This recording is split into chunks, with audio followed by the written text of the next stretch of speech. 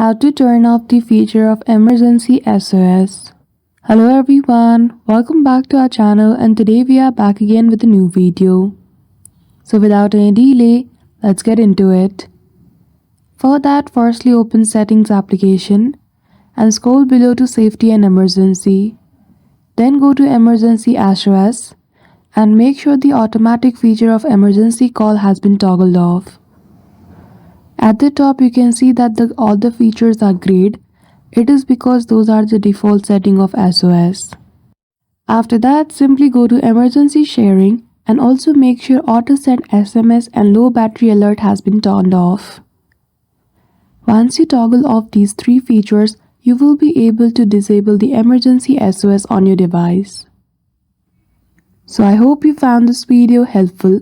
If you did, don't forget to give it a thumbs up and subscribe to our channel for such tutorial. Thank you for watching till the end.